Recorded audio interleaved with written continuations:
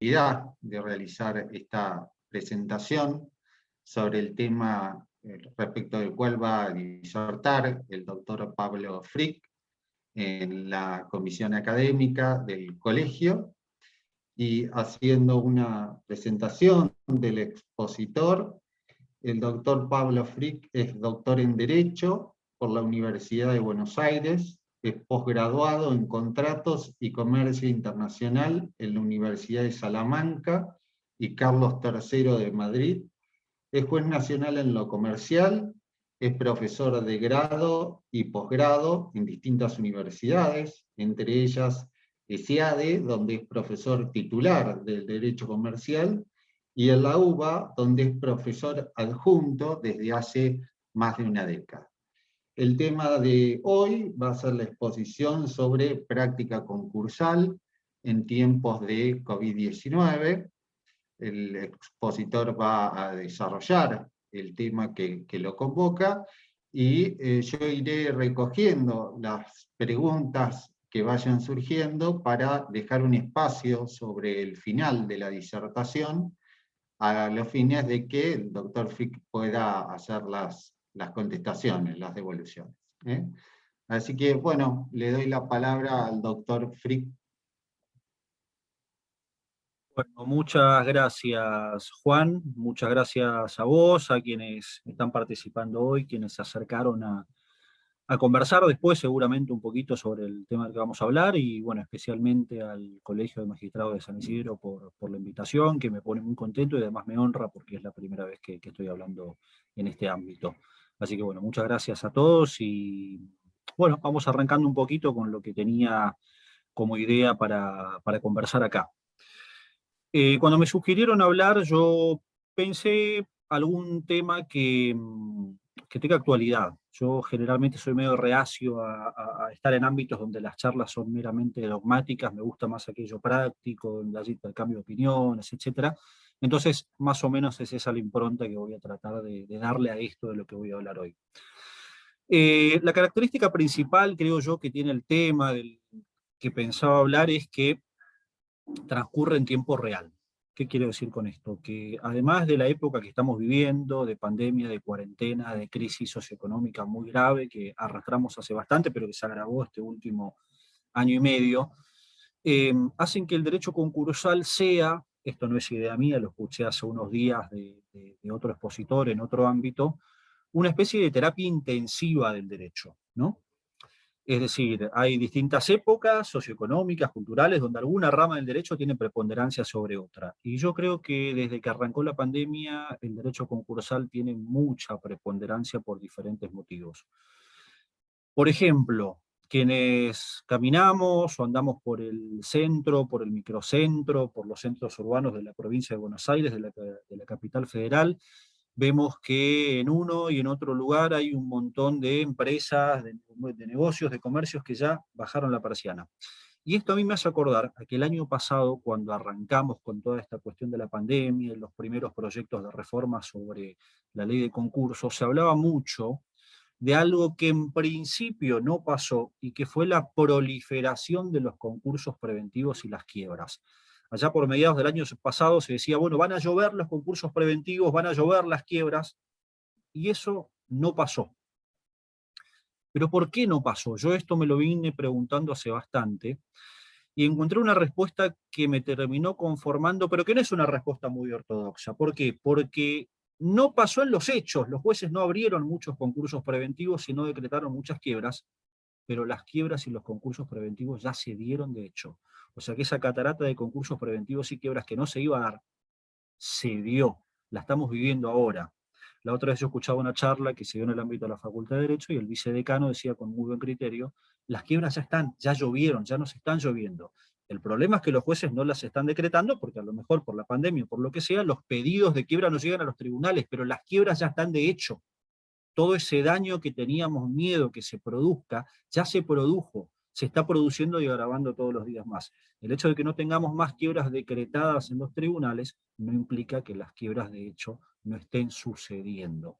O sea que aquella idea complicada y gravosa que teníamos el año pasado, bueno, ya está, ya se consolidó, ya están los hechos.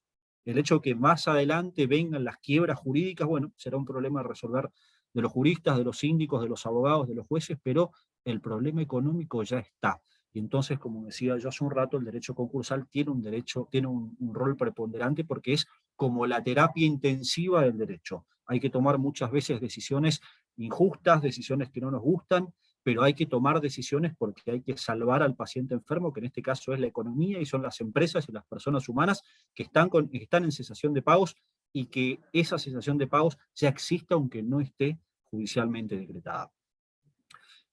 Esto se suma entonces a algo que yo suelo usar, es casi una muletilla cuando hablo en público, pero creo que es una idea real, y es que el derecho concursal transcurre en tiempo real. Hay muchas ramas del derecho donde el derecho llega después de los hechos, derecho penal, derecho civil, derecho administrativo, alguna otra rama del derecho donde el derecho tiene que llegar antes para evitar un daño, por ejemplo, la violencia familiar, para evitar un abuso, para evitar la violencia. El derecho concursal en su gran mayoría, creo yo, se da en tiempo real, transcurre en tiempo real.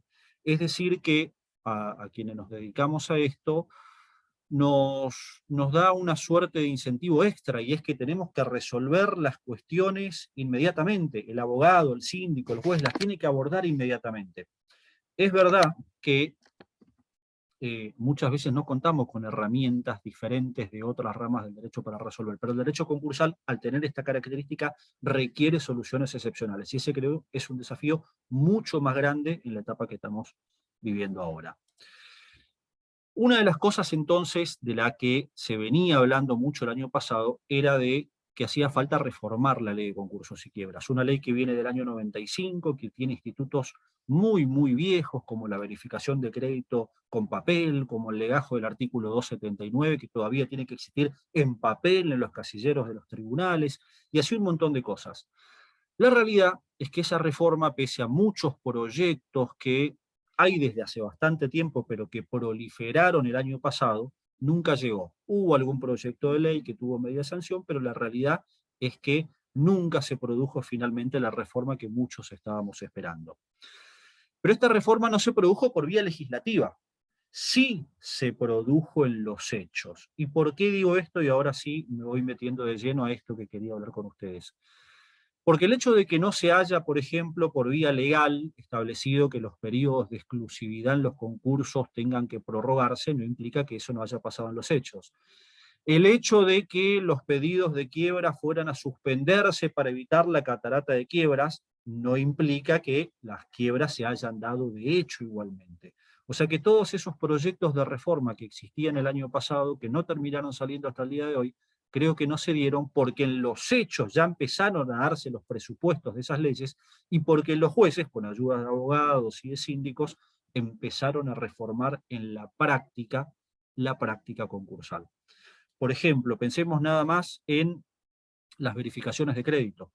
Nosotros, digo nosotros en general, los abogados que nos dedicamos a concursos y quiebras, sabemos que es muy engorroso juntar documentación, sacar fotocopias, ir al domicilio del síndico, presentar un pedido de verificación en los horarios que dice el síndico tiene que lidiar con un concursado que no le da documentación, o con una quebrada que no le dice dónde está su documentación, o con directivos que no prestan colaboración, y en ese contexto hay que realizar verificaciones que hoy, si se aplicara la ley tal cual está, no sirven para nada, porque las personas directamente no pueden salir de su domicilio y circular libremente como hace 2 años atrás para presentar pedidos de verificación. Y aunque lo pudieran hacer, un acreedor que tiene más de cierta edad se encuentra además con el peligro de salir a la calle y contagiarse. O sea que, por ejemplo, hoy las verificaciones que se hacen por vía electrónica, por mail, subiendo la documentación a la página del juzgado, yo creo que es una reforma de hecho. En los hechos se terminó haciendo aquello que hace muchos años estábamos esperando, pero ahora lo hacemos de manera obligada. Lo hacemos de manera obligada porque la realidad nos forzó a tomar decisiones que por H o por B no las veníamos tomando. Otra cuestión importante, los periodos de exclusividad. Los periodos de exclusividad fueron objeto de varios proyectos de reforma, donde se establecía que los periodos quedaban prorrogados, por ejemplo, por 90, 120 días de hecho, independientemente de que las partes lo pidieran o de que el juez quisiera o no otorgar una prórroga. Bueno, eso terminó también pasando a la práctica, pese a que los proyectos de reforma nunca avanzaron.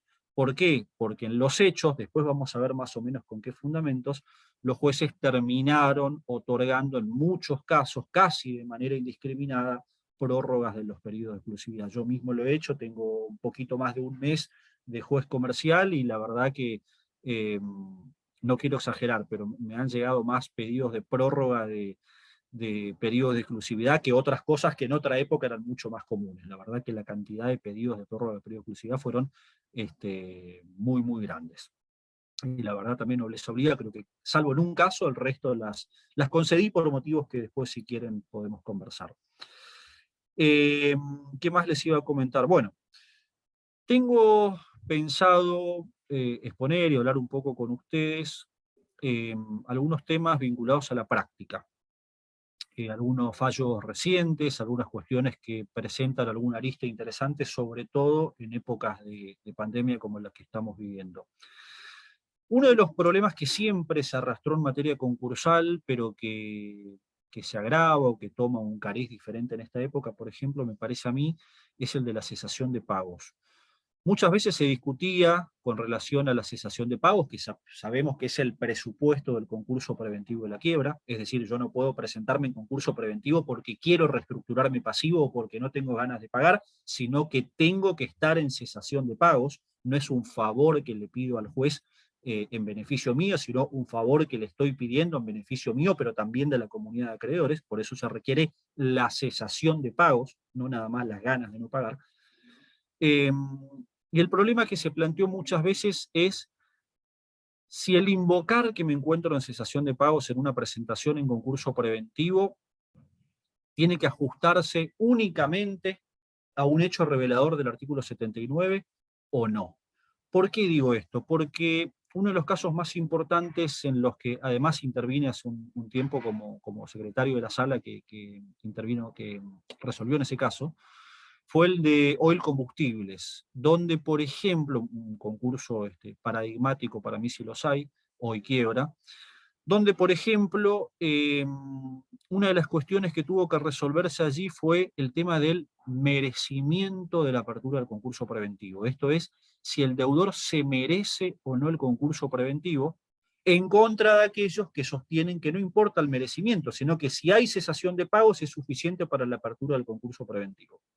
En aquella oportunidad, no voy a hablar en extenso de ese fallo hoy, si mal no recuerdo, de diciembre del año 2017, si mal no recuerdo, 28 de diciembre del año 2017, donde la sala D de la Cámara Comercial, palabras más, palabras menos, muchas palabras menos en realidad, porque el fallo es bastante extenso y recomiendo mucho su lectura por el tratamiento que se hace de la cuestión. Lo que se resolvió fue que no importa el merecimiento del deudor. El deudor puede ser el peor tipo del mundo, la peor empresa del mundo, pero si está en cesación de pagos, puede concursarse válidamente. Después se discutirá el momento de la homologación, se discutirá en sede penal si hubo un delito, si el deudor es malo, pero la realidad es que a los efectos del concursamiento basta con que esté en cesación de pagos independientemente de que se lo merezca o no. A esto se agregó otra cuestión en ese fallo muy interesante y que yo creo que esa es la cuestión que toma una importancia más grande en la actualidad, que es si la sola confesión del deudor es suficiente para entender que está en cesación de pagos. Porque, por ejemplo, el artículo 79 de la Ley de Concursos nos dice la confesión del deudor es un hecho revelador. O sea que si el deudor confiesa estar en cesación de pagos, parecería para una posición ortodoxa que es suficiente eso para abrir el concurso preventivo. Esta fue una de las cuestiones tratadas en ese fallo que les decía, Oil Combustible sobre concurso preventivo del año 2017. Más allá de mi posición personal, que en un rato les voy a comentar, muy recientemente y ya en pandemia, la misma sala D de la Cámara Comercial dictó otro fallo llamado Sudamet, si mal no recuerdo, tampoco recuerdo el mes, pero creo que fue en abril de este año, si no fue en marzo, fue en abril de este año, donde la Cámara Comercial lo que entendió, sin entrar a ver el tema del merecimiento, es que la sola confesión no siempre basta. La sola confesión, y acá sí entro un poquito a dar quizás mi opinión, es un hecho revelador. Esto lo dice la ley, no hay ninguna duda. El problema es, ¿la sola confesión basta o tiene que haber otro hecho revelador o tiene que haber algún elemento que respalde esa confesión? En el fallo Sudamet, la Sala D, confirmando el fallo de primera instancia, pero con algún análisis diferente, sujeto a su labor de revisión que tiene la Cámara, lo que termina diciendo es que independientemente del merecimiento, en ese caso no estaba acreditada la existencia de un pasivo reestructurable. Con lo cual pareciera decir la Sala D que quien se concursa tiene que estar en cesación de pagos, esta cesación de pagos tiene que estar demostrada a través de un hecho revelador, pero además tiene que existir un pasivo reestructurable. Y eso a mí me parece que es una cuestión bastante interesante, no muy tratada en los fallos, sí tratada en este fallo, pero muy circunstanciada a los hechos del caso, porque en Sudamet se trataba de una empresa, si mal no recuerdo, una concesionaria que captaba el ahorro de los consumidores para después venderle automóviles, y cuando se concursa dice, mire, yo me constituí hace muy poquito, en el año 2019, recaudé tantos cientos de millones de pesos, tuve que devolver algunos millones, ahora me concurso porque no tengo dinero para pagar mis gastos corrientes y no corrientes, y mi activo es este. Y entre el activo que tenía la empresa y aquello que decía que había recaudado, faltaban decenas de millones de pesos que el juez entendió que, como además existía una causa penal por estafa contra esa empresa y sus directivos, esta empresa no era merecedora, pero además no había explicado qué había hecho con su activo y su pasivo, y entonces no estaba en condiciones de concursarse. La Sala D en este fallo termina confirmando, no por todos los fundamentos del juez de primera instancia, pero una de las cuestiones importantes que mete, que introduce, que agrega, digamos, a lo que dijo el juez de primera instancia, es esto del pasivo reestructurable. Esto es, usted confiéseme que está en cesación de pagos. Yo le creo que usted está en cesación de pagos por esa confesión, pero tiene que haber alguna clase de respaldo. Esto es como en derecho penal, una persona que dice, sí, yo maté a fulano, bueno, muy bien, pero no con eso se extingue la posibilidad de la investigación, por ejemplo, para ver si hay otra persona. ¿Por qué? Porque aquel que está confesando un delito tiene que hacerlo en un marco donde esa confesión resulte creíble. Y creo yo, haciendo una analogía, en materia concursal, la confesión es un hecho revelador, es suficiente, pero tiene que realizarse en un marco creíble, que fue, por ejemplo, lo que no sucedía en este supuesto del caso Sudamet. Otra cuestión importante también, alguna otra arista que se presentó en este tiempo, es la de lo que algunos llaman el concurso del concurso. Esto es la posibilidad de, ante un acuerdo homologado en un concurso preventivo, poder renegociarlo, es decir, el acuerdo dentro del acuerdo, el concurso dentro del concurso. Muchos deudores y jueces que adhirieron a esta postura decían, bueno, el artículo 1011 del Código Civil y Comercial actual habilita a que en los contratos de larga duración, una de las partes, ante el posible incumplimiento de la otra, no lo resuelva inmediatamente, sino que le dé la posibilidad de renegociar. Esto lo establece el Código Civil y Comercial en el artículo 1011, pensado para los contratos de larga duración. Más allá de la naturaleza jurídica que le demos al acuerdo homologado en el marco de un concurso, este creo fue el fundamento medular de quienes piden la posibilidad de armar un concurso dentro del concurso o renegociar las pautas de un acuerdo ya homologado. Y en la práctica lo que sucedió es que esto se terminó permitiendo. Hay un fallo de la Sala B, no recuerdo ahora cuál es, pero me comprometo a buscarlo si es necesario, donde la Cámara Comercial estableció que esto era posible, que era posible que un acuerdo homologado pueda ser renegociado para evitar que el incumplimiento de ese acuerdo tal cual estaba lleve a la quiebra a la empresa concursada. Yo creo que esta es una cuestión bastante compleja, pero tiene algún fundamento lógico, aquel latinazgo que estudiamos de la rebus sixtantibus, esto es, los contratos están para cumplirse siempre que las condiciones que motivaron su celebración se mantengan. Si cambian las condiciones, el contrato se puede renegociar. Yo creo que esto es posible. El problema que veo es que la norma, el artículo 1011 del Código Civil, está pensado para los contratos bilaterales, inalagmáticos, de larga duración, y nosotros sabemos que el acuerdo concursal no es un contrato que tenga estas características. Quizás si entendiéramos como muchos que el derecho concursal no es un compartimento estanco y que podemos integrarlo con otras normas y que en este contexto el artículo 1011, por analogía, nos da las herramientas para establecer un concurso dentro del concurso, podríamos llegar a esta conclusión. Yo la verdad lo veo bastante complicado, pero bueno, es una de las cosas que trajo la pandemia, y esto se vincula, digo, las decisiones judiciales, a aquello que decía yo al comienzo, de que las reformas concursales empezaron a darse de hecho.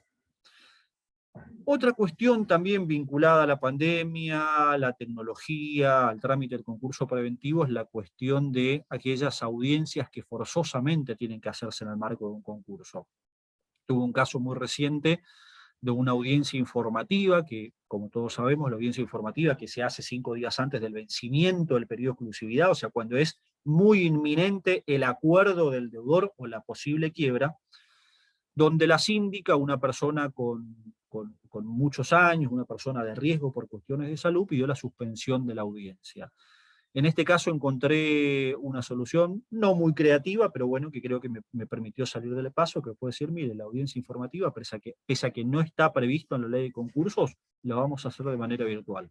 De manera que así como si fuera una audiencia 360, que se hace en 360, digo, por el Código Procesal Civil y Comercial de la Nación, ¿no? La audiencia preliminar, así como la audiencia preliminar puede hacerse de manera virtual en la práctica, si todos están de acuerdo, si el procedimiento está consentido, en materia concursal la audiencia informativa puede hacerse por vía de videoconferencia. Así que fijamos una fecha y si Dios quiere la vamos a hacer en algunos días más vía Zoom. Pese a que, insisto, no es lo más ortodoxo y no es lo que dice la ley de concursos. Otra cuestión importante también, que se viene dando hace mucho, pero que en pandemia toma una importancia más grande, me parece, es aquello que los concursalistas solemos llamar la tercera vía. Esto es la posibilidad de que cuando un acuerdo, por ejemplo, a primera vista es abusivo o fraudulento, cuando existe, como dice la ley concursal, una propuesta abusiva o fraudulenta, el juez no decrete la quiebra, sino que le dé la posibilidad al deudor de mejorar la propuesta. Si fuéramos ortodoxos, tendríamos que decir, el acuerdo es abusivo o fraudulento, se decreta la quiebra de inmediato, o en algunos supuestos se abre el salvataje del artículo 48.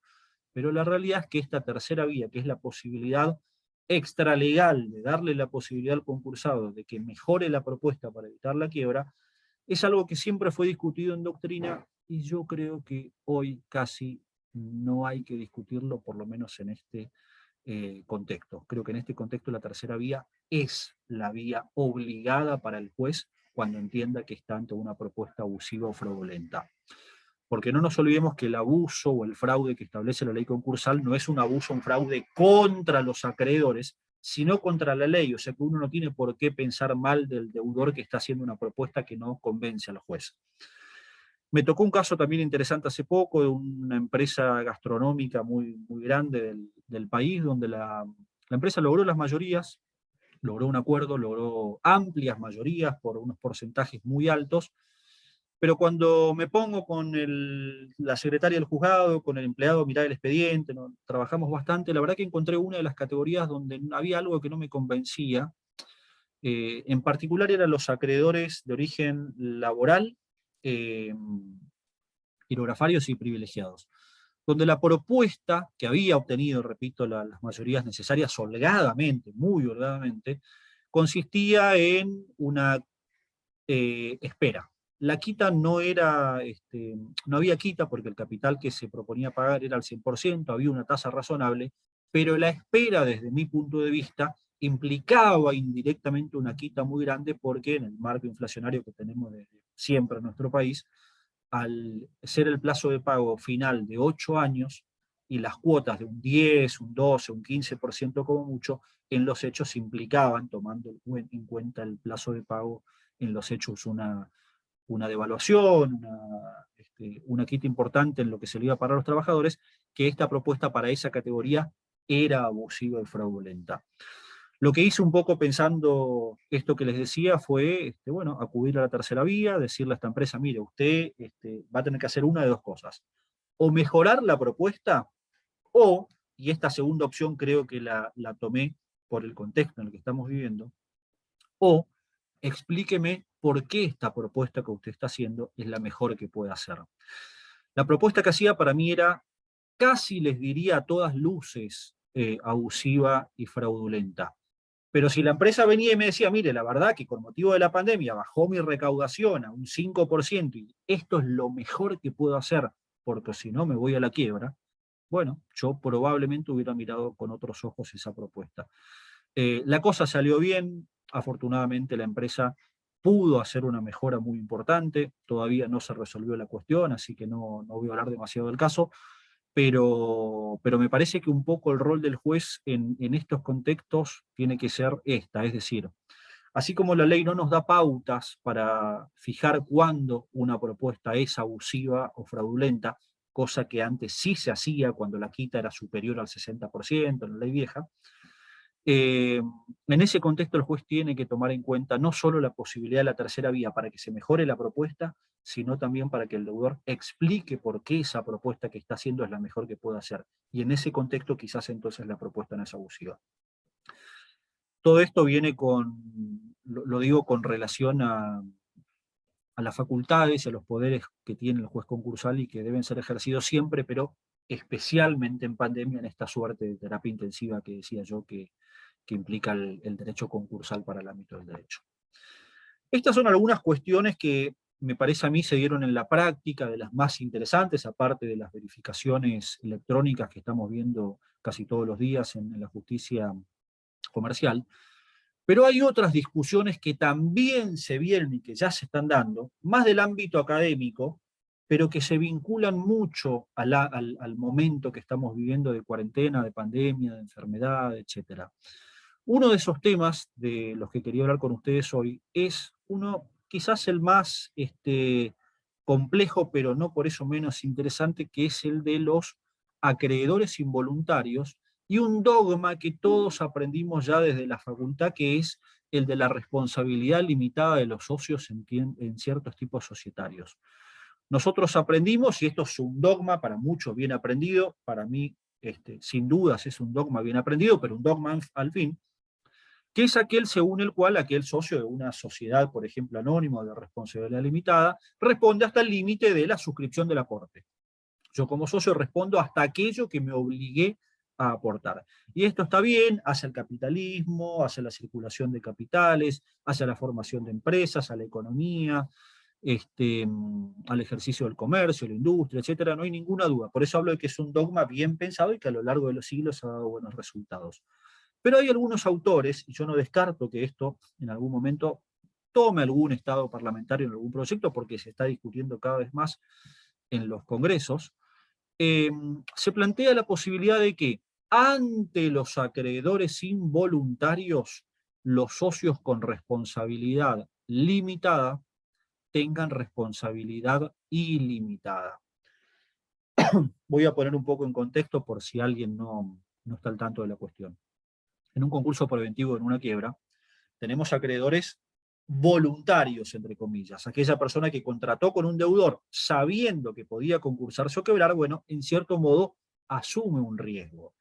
Pero hay acreedores de concursados o quebrados que no asumen ese riesgo. Por ejemplo, aquella persona que gana una sentencia, gana un juicio, obtiene una sentencia a favor por un accidente de tránsito o por una mala praxis médica, que nunca asumió el riesgo de la insolvencia de la otra persona. Fue en todo caso la víctima de un delito, de un cuasi delito, y en virtud de ese hecho ilícito termina siendo acreedor.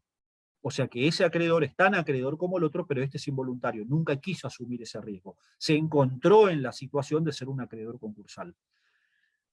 La realidad, y los autores que sostienen esta teoría de la ilimitación de responsabilidad para ciertos supuestos, es que, y yo en esta partecita por lo menos estoy totalmente de acuerdo, muchas veces hay acreedores voluntarios de personas jurídicas que pueden pedir garantías a los socios que tienen responsabilidad limitada. Típicos ejemplos, tenemos uno o dos administradores de una sociedad regularmente constituida que van a sacar un préstamo a un banco o a una sociedad de garantía recíproca, y la entidad, un acreedor voluntario, le dice, muy bien, yo le doy el préstamo, pero ustedes como socios, aunque tengan responsabilidad limitada, tienen que salir de garantes de esta operación. En ese supuesto se da como anillo al dedo el caso que algunos autores sostienen como fundante de esta teoría. Hay acreedores voluntarios frente a los cuales los socios con responsabilidad limitada pueden responder de manera ilimitada. De manera que los acreedores involuntarios, que para colmo siempre van a tener créditos quirografarios, se van a encontrar en la situación que por el hecho de ser involuntarios nunca pudieron pedir estas garantías que sí las pueden pedir los acreedores voluntarios.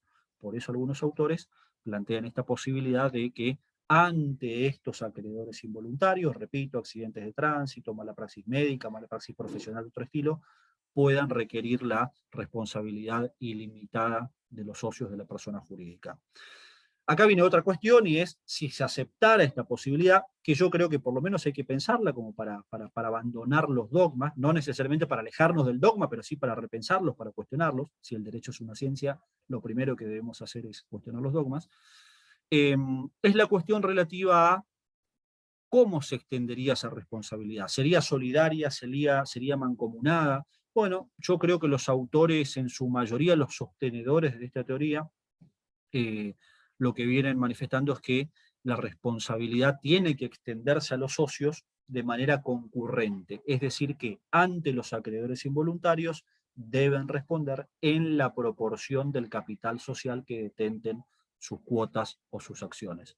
Insisto, esto para muchos puede hacer mucho ruido, porque es verdad, es una cuestión bastante compleja de pensar para quienes tenemos una formación muy dogmática en materia de sociedades civiles y comerciales, pero bueno, es una cuestión que se está discutiendo y por lo menos a mí la discusión me parece muy interesante. Otra cuestión que también suele darse bastante en la práctica, cada vez más lamentablemente, es el de la exclusión de voto. Muchas veces sucede en los concursos preventivos que los deudores, ante la posibilidad de encontrarse ante la quiebra por no haber logrado las conformidades de sus acreedores, solicitan la exclusión de algún acreedor. El típico caso que vemos en la justicia es el de la AFIP, cuando se pide la exclusión de la AFIP porque se dice es un acreedor hostil, que legalmente no acepta quitas, no acepta esperas, entonces pido como deudor que se lo excluya del cómputo, y a veces pasa, jueces que excluyen el fisco, hay otros tribunales que lo recategorizan de oficio para que se les pueda hacer una propuesta diferenciada, pero la cuestión más importante que a mí me parece que se da, la más compleja desde el punto de vista teórico y práctico, es la del competidor. He visto últimamente casos donde se pide la exclusión del competidor del concursado, que no deja de ser un acreedor voluntario del y ante el concursado. O sea, el concursado contrató con su competidor y después lo quiere excluir, y el competidor contrató con el concursado y después a lo mejor le conviene mandarlo a la quiebra. Bueno, ante esa situación nos encontramos también ante un problema legal. Una posición ortodoxa diría el artículo 45, que establece quienes no pueden ser computados en la mayoría, como el cónyuge, los parientes, los controlantes, es un elenco cerrado de prohibiciones. Y al haber una prohibición, las prohibiciones no pueden extenderse analógicamente. La realidad, creo yo, que el artículo 45 es taxativo, pero ante los supuestos de voto connivente. El artículo 45 puede integrarse respecto de los acreedores de voto hostil. Yo reconozco que tengo una posición intermedia porque hay otra teoría mucho más amplia y que viene ganando espacio en los fallos y en la doctrina, que es que el derecho concursal no es un compartimento estanco, entonces el artículo 45 se integra con el Código Civil y Comercial y si hay un abuso del derecho se puede excluir a cualquier persona. Yo, como dije, no soy tan partidario de esta postura, creo más bien que el artículo 45 es taxativo en cuanto a los sujetos de los que cabe presumir un voto connivente, pero no respecto de otros, como por ejemplo el competidor o algún acreedor respecto del cual se pueda demostrar eventualmente algún abuso. Tuve un caso, ahora hace muy poquito, al llegar al juzgado, donde justamente una empresa local que era principal proveedora de una gran empresa extranjera, después pedía la exclusión de voto de esta empresa extranjera, que a su vez era su acreedora, porque sostenía, esto creo que sabemos muchas veces que existe en la práctica privada, sostenía que los directivos de la empresa extranjera le pedían coimas cada vez que había que renovar el contrato, entonces esta empresa local había promovido un juicio penal contra esos directivos y ahora pedía la exclusión de la empresa, del cómputo de las mayorías de la empresa extranjera, porque suponía que tenía un interés de mandarla a la quiebra. En este caso tomó una decisión que está estudiado en la Cámara de Apelaciones, así que tampoco voy a contar por ahora el caso, o dar datos por lo menos del caso, pero lo que entendí es que como esa denuncia penal estaba hecha contra las personas humanas, directivos que incluso ya no eran administradores de esta empresa acreedora hoy, no cabía excluir del cómputo de las mayorías a esta empresa extranjera, especialmente porque aunque el artículo 45 no sea taxativo para estos supuestos, en este caso en particular no estaba aprobado el abuso del derecho, que es lo que creo yo sí puede habilitar eventualmente una exclusión que no sea del artículo 45. Insisto, esto está apelado, así que no quiero dar mayores datos, pero creo que es un tema también que se presenta bastante ahora cuando muchos concursados, sobre todo en épocas de pandemia y que no lograron llegar a un acuerdo, están con la soga al cuello y necesitan a toda costa lograr conformidades que se complica bastante conseguir. Otra cuestión también que se da en la práctica y que también se viene discutiendo hace mucho tiempo en doctrina, pero creo yo que toma un color distinto en esta época, es el caso del concurso del consumidor o el concurso de los sujetos vulnerables o hipervulnerables.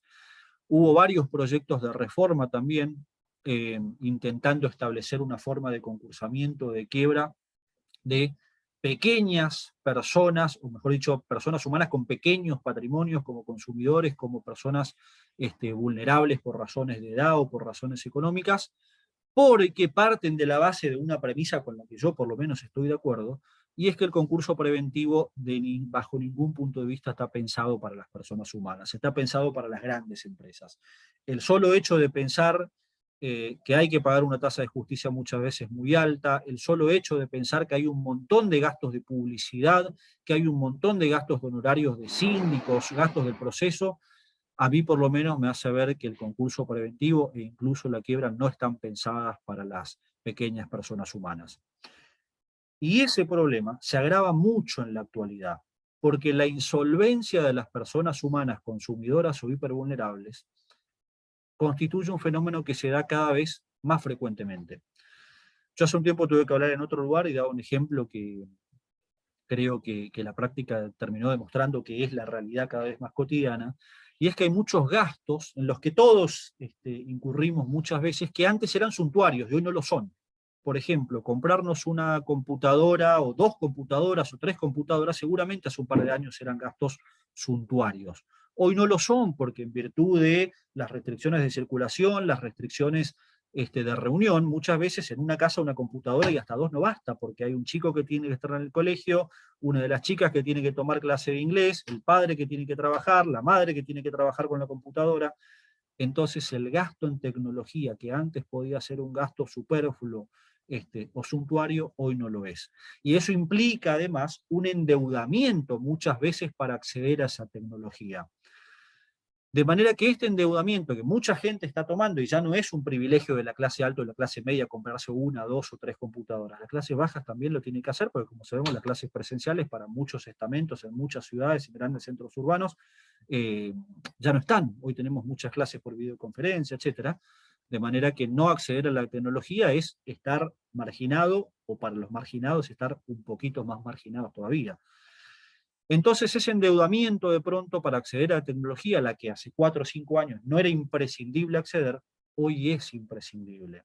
Y este endeudamiento puede provocar un sobreendeudamiento y una cesación de pagos para aquella familia, por ejemplo, que tuvo que comprar 2 computadoras, 2 notebooks, una tablet, y la madre perdió el trabajo, el padre perdió el trabajo, lo suspendieron porque trabajaba en un hotel y el hotel ahora no está abriendo, o porque trabajaba en un restaurante y el padre era mozo y entonces ya no puede cobrar propinas y su salario se vio reducido. O sea que todas estas cuestiones hacen que los sujetos vulnerables, consumidores como se los suele llamar, se encuentran en cesación de pagos y que entonces el proceso concursal que tenemos no sirva absolutamente para nada para esas personas.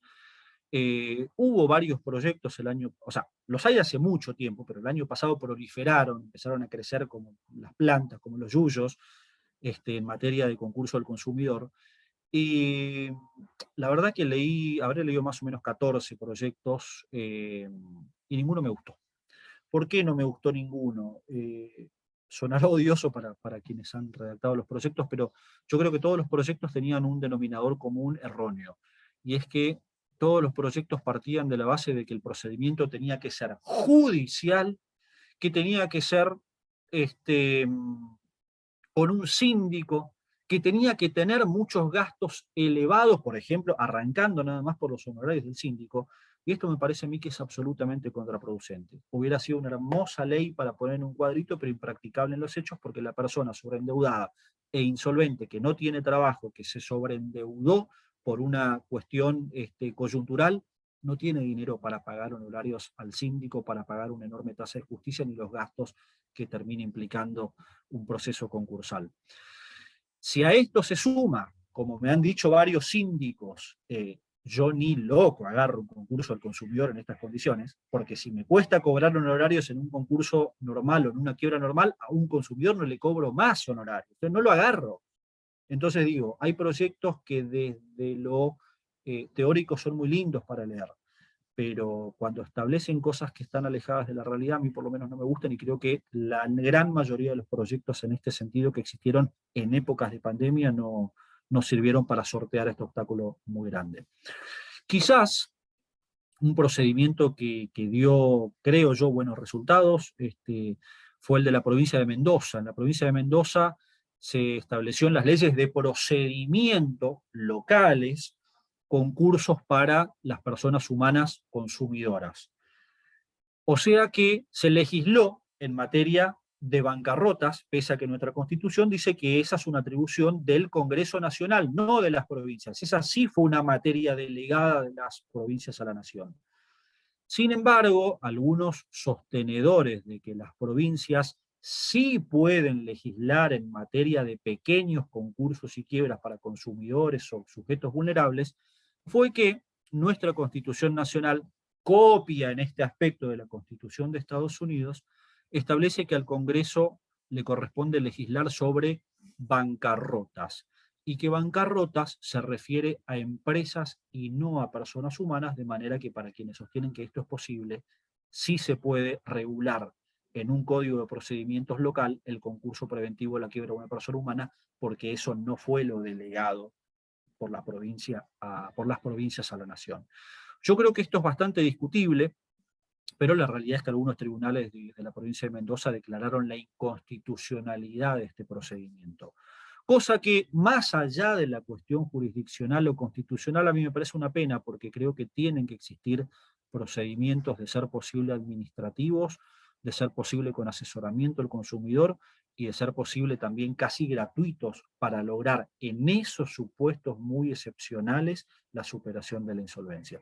Pero bueno, la realidad es que esto no está pasando demasiado, que los proyectos no prosperaron y que en definitiva el consumidor o el vulnerable no tiene otra manera de concursarse que no sea la del concurso preventivo de la quiebra que ya conocemos. Bueno, creo que ya estoy más o menos en hora, queda un ratito, así que voy a ir entonces volcando algunas conclusiones que saco de esto, y después quedo a disposición por si quieren conversar, hacer alguna pregunta, alguna observación, o expresar el desacuerdo, no tengo ningún problema. Bueno, algunas conclusiones.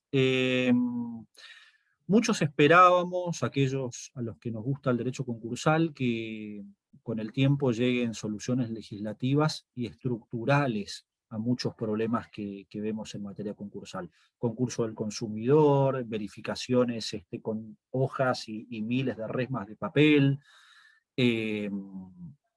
bueno, varias lagunas que tiene la ley de concursos y quiebras, de las que no voy a hablar ahora. Y la realidad es que esas reformas estructurales y legislativas nunca llegaron. Yo la verdad no tengo mucha fe en que lleguen. En algún punto, como no me gustan los proyectos de ley que hay, tampoco quiero que lleguen, pero la realidad es que la respuesta coyuntural sí terminó llegando, y esto se dio gracias a lo que hablaba yo hoy, que hace a la conducta de los abogados, a la conducta de los síndicos, a la conducta de los jueces, que tuvieron que ir amoldando la ley concursal a la coyuntura. Permitir las verificaciones electrónicas, pese a que la ley no lo establece. Permitir el concurso dentro del concurso, pese a que la ley de concursos no lo permite. permitir, por ejemplo, las prórrogas de los periodos de exclusividad para ciertas industrias muy golpeadas cuando la ley de concursos no lo establece. Entonces, las reformas llegaron de hecho. Otra conclusión interesante que me parece a mí tener en cuenta es que como abogados, como juristas, tenemos que, no digo abandonar los dogmas, pero por lo menos repensarlos, como este de la responsabilidad de los socios, como la innovación tecnológica en los procesos concursales. Y creo que, bueno, esa es un poco nuestra labor como abogados, como juristas, cuestionarnos los dogmas que aprendimos de siempre. Si el derecho, como pretendemos muchos, es una ciencia, lo primero que tenemos que hacer es abandonar los dogmas, y si no vienen las reformas legislativas y estructurales como las queremos, por lo menos ir resolviendo en la coyuntura, porque si somos una terapia intensiva del derecho, tenemos que actuar tomando las decisiones coyunturales y heterodoxas que cada caso nos exige. Así que bueno, con esto termino, quedo a disposición de ustedes y les agradezco una vez más a Juan por la invitación, por la presentación, y al Colegio de Magistrados por haberme invitado a participar y darme el tiempo para exponer algunas ideas acá. Muchas gracias. Bueno, queda abierto un espacio para preguntas, si alguno o algún tema que quiera plantearle al doctor Frick.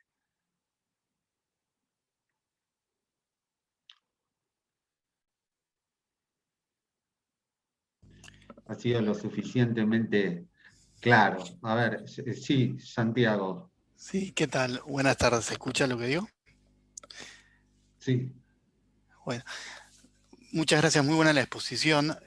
A mí me interesaba hacer si podías ampliar un poco acerca de la ampliación o no del periodo de exclusividad. Yo he visto un precedente de la Cámara Comercial donde dice solo en situaciones realmente excepcionales y demostradas que sean excepcionales, se podría pensar en ampliar el periodo de exclusividad.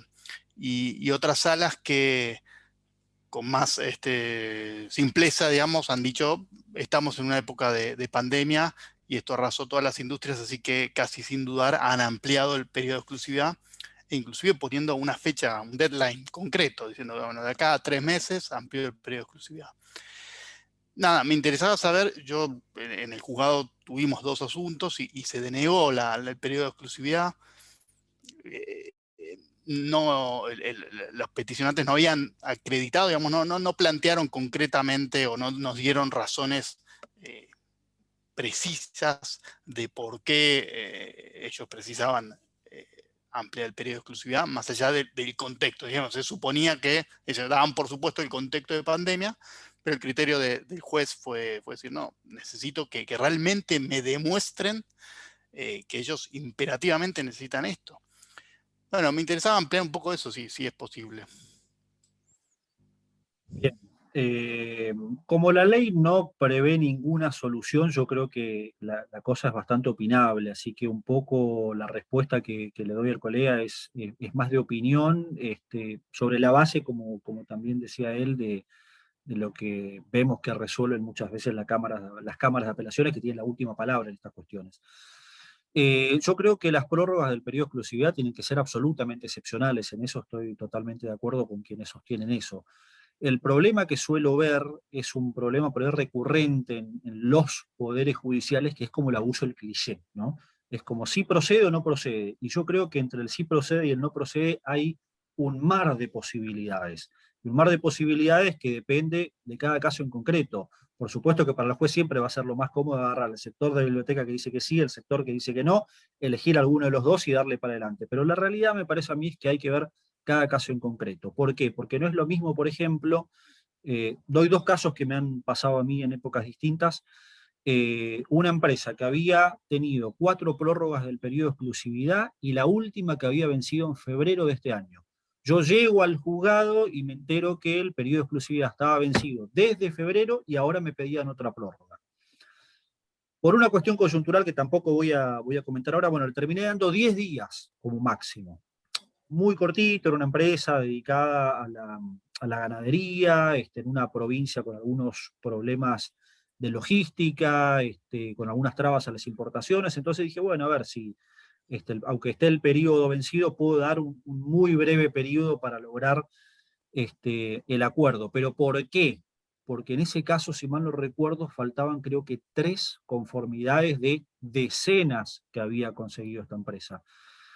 Yo no sé si es la mejor opción, y yo creo que los resultados de la decisión que toma el juez se ven con el tiempo. Uno no puede, ante el otorgamiento o el no otorgamiento de la prórroga del periodo de exclusividad, saber si la decisión fue buena o no.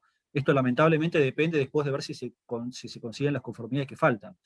Pero un poco contestando la pregunta del colega, yo creo que no hay una respuesta concreta y que la respuesta la tiene que forzosa y obligatoriamente buscar el juez en cada caso. Y que ante la duda, como decía yo, no es posible otorgar extensas prórrogas del periodo de exclusividad. Solo como anecdótico les cuento esto: en la sala D, donde fui, sala D de la Cámara Comercial, donde fui secretario casi una década, existe el criterio de que las prórrogas del periodo de exclusividad son inapelables, porque está dentro de una facultad del juez de primera instancia, porque la apelabilidad es la excepción por el artículo 273, inciso 3, de manera que si esto no enmarca dentro de los supuestos de excepción, es una cuestión inapelable. Sin embargo, llegó una vez una queja de un acreedor diciendo, muchachos, acá le dieron 7 veces la prórroga del periodo de exclusividad al concursado. Entonces, es cierto que esto sería inapelable si no causa agravio y si se da dentro del cauce normal y habitual del concurso. Pero 7 puedes justificar una inapelabilidad porque no hay agravio y porque está dentro del cauce normal y habitual del concurso esto. Y bueno, esto se vincula un poco a la respuesta que creo yo que hay que dar. El periodo de exclusividad admite distintas interpretaciones, pero no puede llevarse al extremo de darse casi mecánicamente en perjuicio de los acreedores, en perjuicio del proceso, y hay que ver caso por caso, que a veces a muchos jueces no les gusta y les es más cómodo tomar un sector de la biblioteca u otro y ponerse en ortodoxos, pero no me parece a mí por lo menos que ese tenga que ser el rol del juez nunca, pero mucho menos en materia concursal, donde, como decía al comienzo, las cosas se dan en tiempo real y hay que ser mucho más ágil y en algún punto equilibrado y heterodoxo. No sé si contesto la pregunta del colega, pero bueno, si no, estoy para profundizar un poquito más o explayarme. Pablo, no, está genial, muchas gracias. Patricia hizo una pregunta acerca de lo que tiene que ver con las verificaciones de créditos, aquellos que recibíamos antes en formato papel, en la mesa de entrada, con la firma hológrafa, y que de pronto hoy recibimos en un soporte electrónico escaneado, y cómo podemos, bueno, acreditar que realmente esa verificación se corresponde con la voluntad del insinuante, que se corresponde con lo realmente pedido. Yo confieso que en el poco tiempo que llevo de juez comercial, no abrí muchos concursos preventivos, ni decreté muchas quiebras. De hecho decreté solo una y antes de ayer, de manera que los concursos preventivos y las quiebras que he visto en mi juzgado ya vienen con decisiones tomadas por jueces subrogantes anteriores. Pero voy a tratar de dar un poco mi idea. Como decíamos hoy, las verificaciones tienen que ser en papel. Si nos ceñimos a la letra de la ley, tienen que ser en papel, y las personas que quieren verificar tienen que irse en auto, en taxi, en microómnibus, en lo que sea, a la oficina del síndico y presentar los papeles ahí, la documentación respaldatoria, le tienen que sellar un sellito de recepción, sellarle las copias, el síndico tiene que armar un legajo. Esto es lo ortodoxo. Y sabemos que en este contexto no sirve para nada, por muchos motivos, entre otros porque la gente está con miedo o porque tiene restricciones de circulación.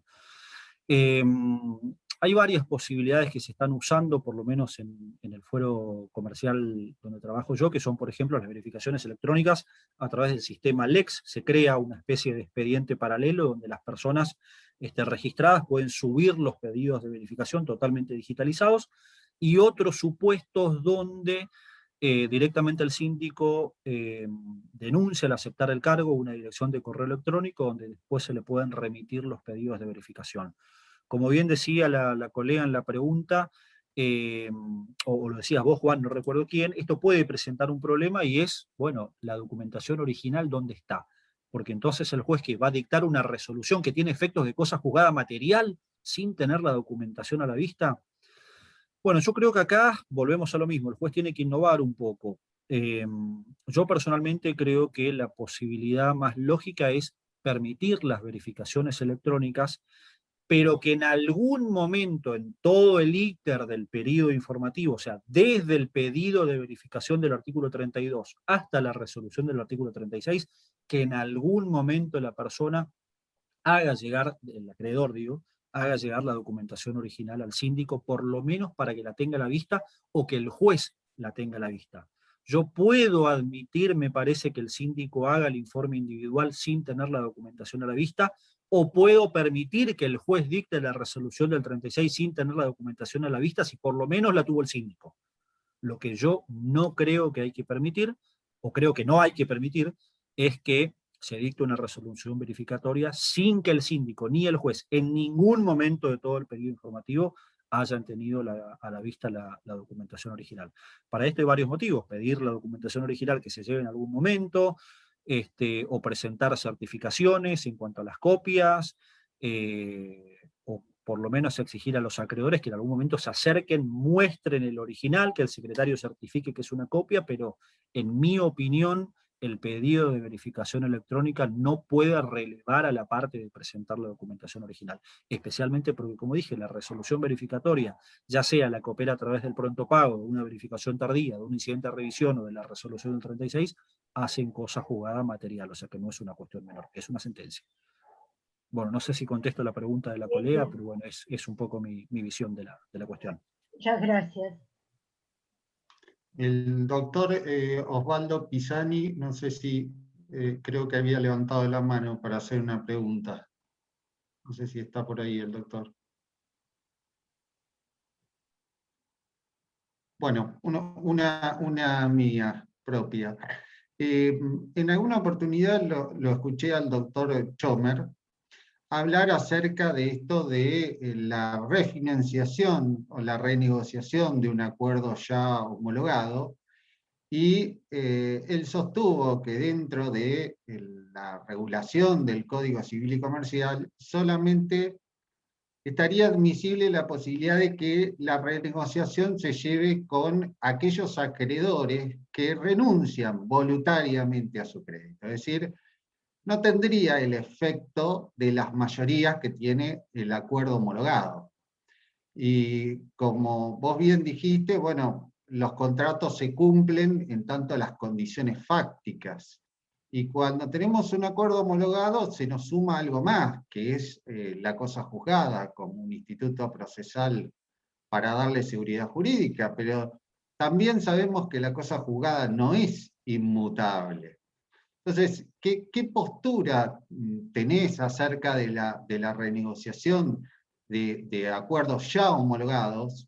Y en su caso, ¿cómo garantizar el derecho de todos los acreedores que están comprendidos en ese concurso? ¿Deberían publicarse dictos? ¿Cómo debería garantizarse si eventualmente esa renegociación va a tener efectos para todos los acreedores y no solamente para aquellos que voluntariamente renuncian, digamos, y se acogen a ese nuevo ofrecimiento del deudor? Por suerte hiciste la pregunta bastante larga, Juan, entonces me permitiste ir pensando varias cosas de las que comentabas. Hacías alusión a esto de que el contrato se cumple mientras subsistan las condiciones que motivaron o fundamentaron su celebración. Y eso es verdad, es un latinajo que viene del derecho romano, en cuanto a que el contrato se tiene que cumplir, pero bajo ciertas condiciones. El tema que, creo yo, volcado positivamente este principio de la rebus sic stantibus, encontramos en la ley los casos concretos donde el contrato no tiene que cumplirse. No es que yo digo, bueno, rebus sic stantibus no cumplo, no. Tengo que ir al caso fortuito de la fuerza mayor, tengo que ir a la frustración del fin del contrato, tengo que ir a la teoría de la imprevisión. O sea, esta posibilidad de incumplir un contrato me lleva a tomar un camino jurídico positivo. De manera que en materia concursal, cuando hay un acuerdo que desde mi punto de vista claramente no tiene fundamento contractual, creo yo, esta es una postura por lo menos que tengo, no es posible renegociar ese acuerdo e imponerlo a todos los acreedores. Por eso coincido con esto que decías que dice Chomer, yo no escuché que lo haya dicho, la verdad, pues no vengo siguiendo demasiado todas estas cuestiones, pero si eso es lo que dice, coincido plenamente. Yo creo que se puede permitir la renegociación. Lo que no se puede permitir es que eso tenga un efecto novatorio para todos los acreedores. En todo caso, tendrá un efecto novatorio para los acreedores que participaron de ese concurso dentro del concurso, de ese acuerdo dentro del acuerdo. Porque me parece a mí que el acuerdo en sí mismo tiene una especie de naturaleza colegiada, no tiene naturaleza contractual.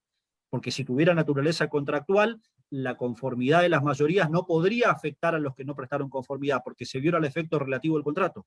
Se estaría perjudicando a un tercero. Por eso digo, no tiene fundamento contractual. Lo que sí podría tener un fundamento contractual es el vínculo que hay entre la propuesta y la conformidad que prestó el acreedor. Entonces, que esa propuesta con ese acreedor pueda ser reformulada, me parece bien. Ahora, que esa propuesta con ese acreedor, al obtener una mayoría, se aplica a los que no votaron, no me parece que se pueda dar ni aún en un supuesto de pandemia. Se puede permitir la renegociación, pero con alcances acotados a esto que te decía. Así que bueno, no sé si contesto a tu pregunta, pero bueno, Sí. es más o menos mi idea también con relación a esto. Perfecto. No sé si hay más preguntas.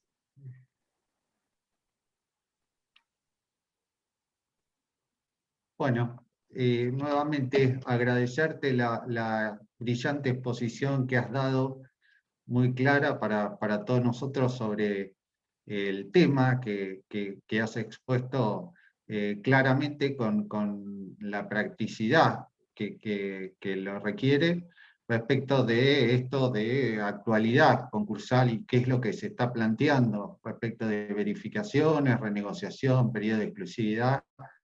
Así que bueno, le agradezco en primer lugar al colegio por darme la posibilidad de poder hacer esta presentación, y en particular a vos, Pablo, que te has tomado el trabajo de gentilmente hacernos una exposición sobre el tema.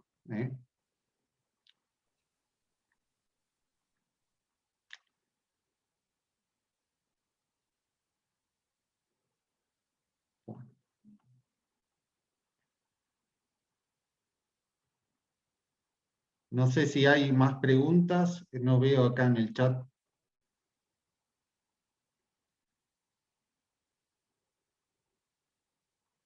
No. Bueno, entonces le damos cierre a la charla del día de hoy. Gracias a todos y gracias a vos, Pablo. Gracias, Juan. Muy bueno. Es muy probable que esos casos del interior se hayan terminado